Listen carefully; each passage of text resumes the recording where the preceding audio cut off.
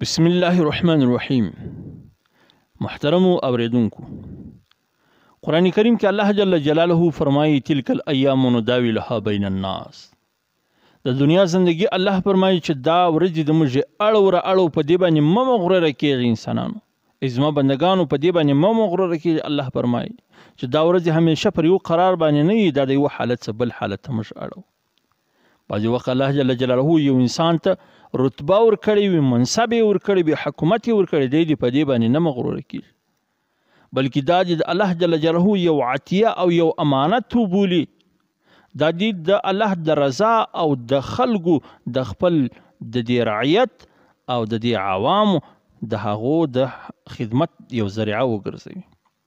بعضې وخت الله جل جلاله چاته نوم نشان ورکړی وي، عزت یې ورکړی وي، په وطن کې، په قبیله کې، په قریبانو کې، په ښار کې، دی په دې نه مغروره کېږي.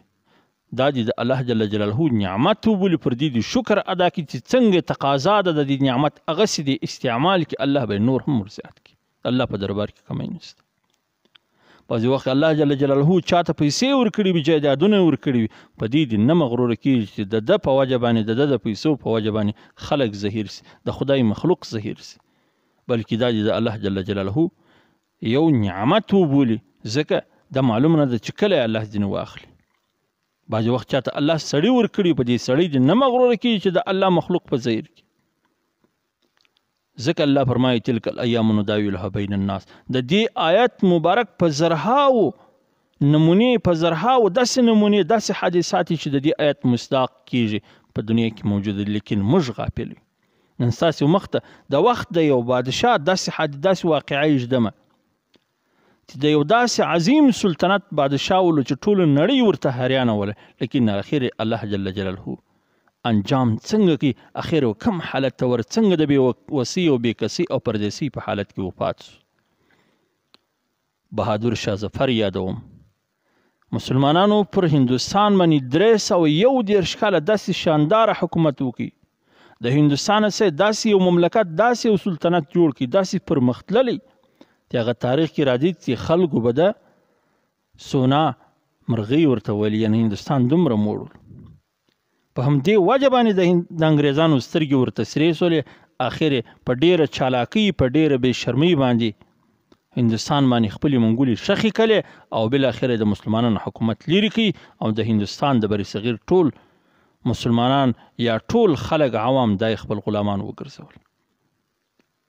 په 1850 کې کله د ازادۍ جنگ ناکامه سلو، د مسلمانانو اخرنی مسلمان بادشاه بهادر شاه ظفر د انګریزانو د تخت څخه لرې کړي، د تخت څخه یې محرومه کړي او د 341 کاله بعد د مسلمانانو حکومت یې په هندوستان کې ختم کړي او پای ته ورسوي. بهادر شاه ظفر په ډیر د بېوسۍ، د بېکسۍ حالت کې، د کسم پرسۍ په حالت کې په شپه کې روان سلو، ولاړی د حضرت نظام الدین اولیاء رحمت الله علیه خانقاه ته ورغلی.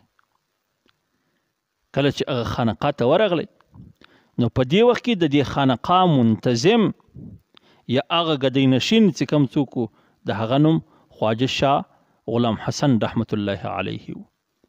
دا د بهادر شاه ظفر د مرشد زوی و، ځکه بهادر شاه ظفر د حضرت خواجه قطب الدین بختیاری کاکی رحمت الله علیه مورید هم ولو. دا د پیر او د مرشد زوی ولو. نو هلته چې کله ورغلی په دې شپه کې د انګریزانو څخه په پټه کې، ځکه انګریزان پسې لګیا وو چې ګرفتاره یې کړي، او دې وخت کې بهادر شاه ظفر د 86 کالو بوډا، یو ضعیف کمزور انسان و. نو هغه یو څه تبرکات د پیغمبر علیه الصلاة والسلام د ده سره ولو چې نسلا بعد نسلا د دوی په بادشاهي کې راغلي و، در ده پورې را رسېدلي ول.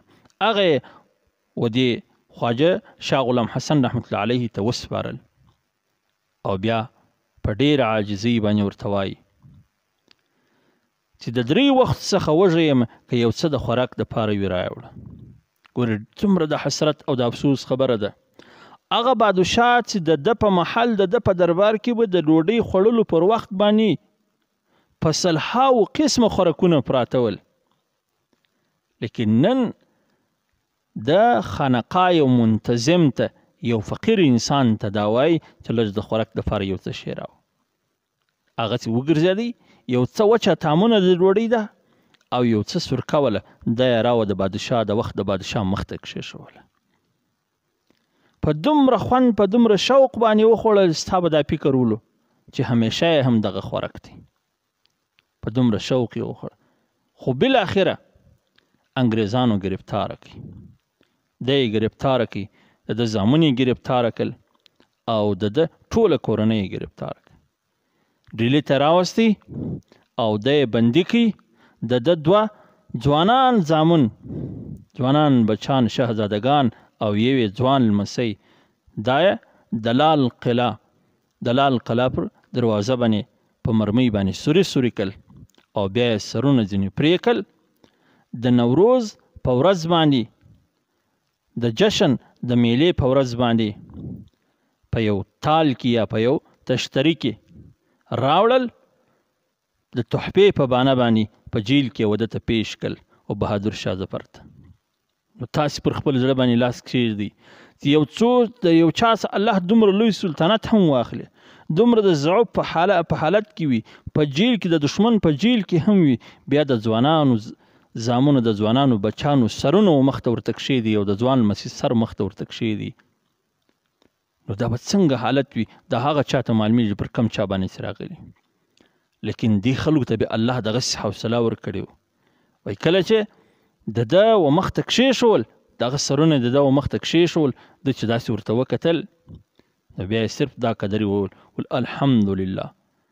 د تیمور بچان به، د تیمور اولاده به د خپلو پلرو و مخ ته داسې سرخرو یې راځي. تر دې وروسته انګریزانو دی او د ده بیبي ملکه او د ده یوه مژور، دوه یې نور زامن، دا د دې خپل وطنه څه د هندوستانه څه په 100 میله لیرې برما ته د رنګون ښار ته